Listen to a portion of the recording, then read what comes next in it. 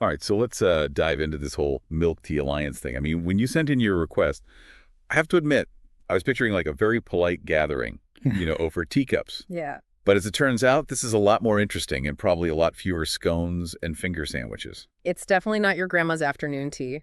The name might sound kind of lighthearted, but this is a digital first movement, and they're really pushing back against authoritarianism in a very unique way. Okay, so no doilies or crumpets. Oh, Got no. it. But how did this all start? I mean, was it really just people bonding over their love of milk tea? Well, the origin story is pretty wild, actually. Back in 2020, there was this Thai actor, and he got caught in the middle of a Twitter war between Chinese nationalists and pro-Taiwan independence supporters. Wow, a celebrity Twitter feud.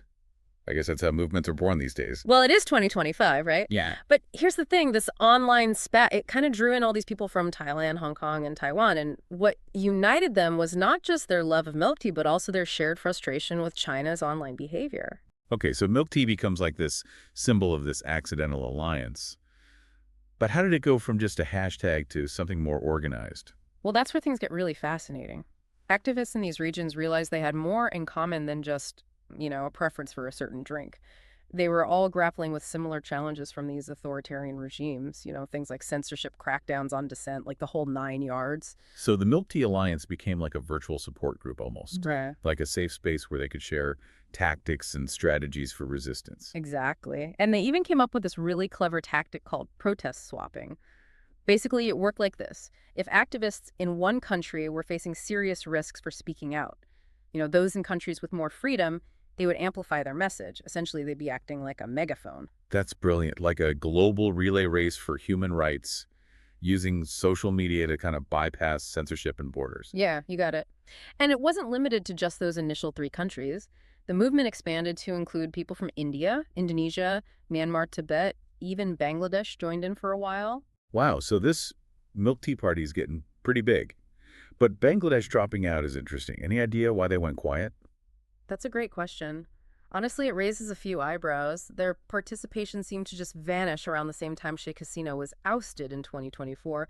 It makes you wonder what kind of pressure they might have faced. Yeah, it does add a layer of complexity for sure. It's clearly not all fun and games with cute hashtags. I mean, there are real risks involved for these activists. Absolutely. And speaking of risks, the Milk Tea Alliance really stepped up during the 2021 Myanmar coup. Right when the military seized power, that must have been a real turning point for the movement. It was. Suddenly, the stakes were incredibly high. Digital activism became a lifeline for the resistance inside Myanmar. It helped them connect with the outside world, Hmm. especially when the traditional media was being heavily controlled. So how did they actually leverage that digital power? Did they just tweet about it, or were there more, strategic actions they took? Oh, they went way beyond just tweeting. They launched some seriously impressive campaigns. Take the Blood Money Initiative, for example. They put immense pressure on all these multinational corporations, naming and shaming those that continued to fund the military junta. That's a bold move. Mhm.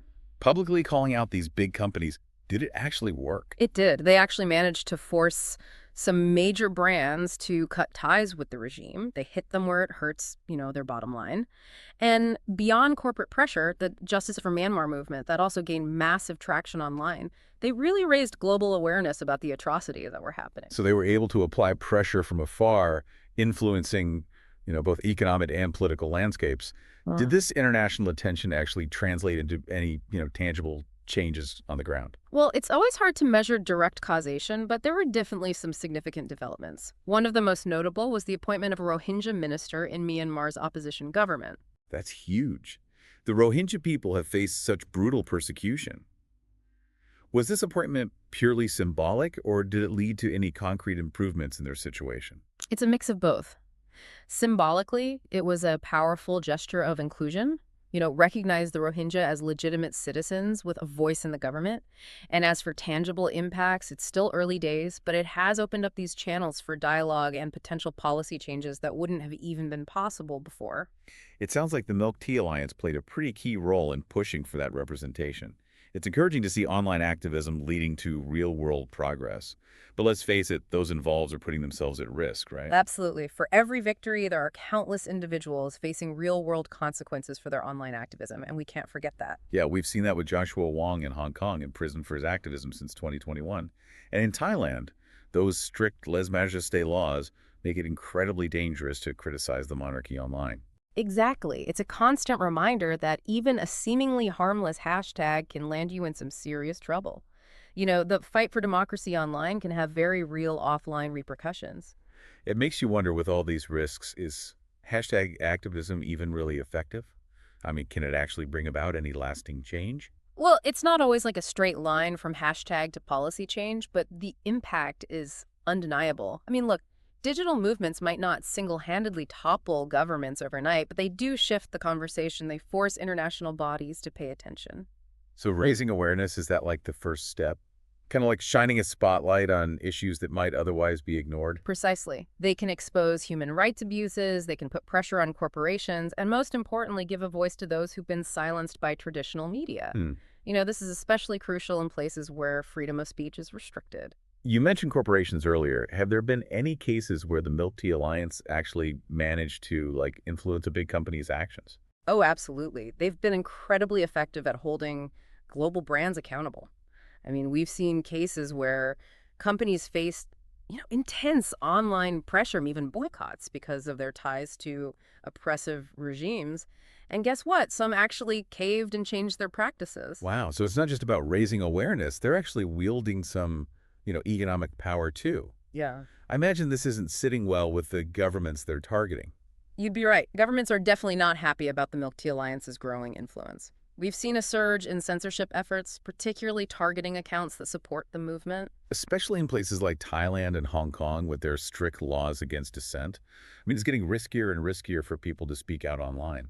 It is. Think disappearing social media accounts, vague charges of sedition. I mean, the tactics are getting more sophisticated. It's a worrying trend.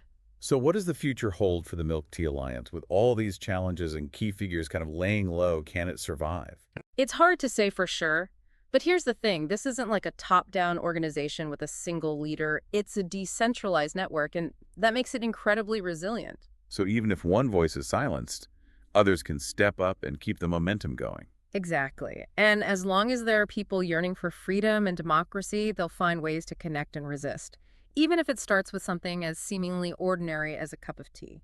This whole deep dive has been a real eye-opener. Who knew a beverage could spark such a powerful movement? It's kind of inspiring, actually. It is. It reminds us that change can come from unexpected places, and that everyday objects can become symbols of hope and resistance. So as we wrap up, what's the biggest takeaway for our listener? What can they learn from the story of the Milk Tea Alliance? That we all have a role to play in supporting movements like this. It doesn't require grand gestures. Sharing information, amplifying voices, educating ourselves, these small acts can contribute to a bigger wave of change. It's a reminder that we're not powerless. Even in the face of huge challenges, we can make a difference. Absolutely. And the Milk Tea Alliance, with its quirky name and, origins in a Twitter feud, is a testament to that. It shows that change can start anywhere with anyone. So the next time you're enjoying your favorite milk tea, remember the power it represents. It's more than just a drink. It's a symbol of resilience, the fight for freedom, and the potential for change that exists within each of us. Well said.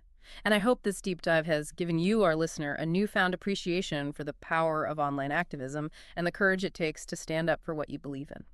Thanks for joining us on this journey into the world of the Milk Tea Alliance. Until next time, stay curious, stay engaged, and keep fighting the good fight.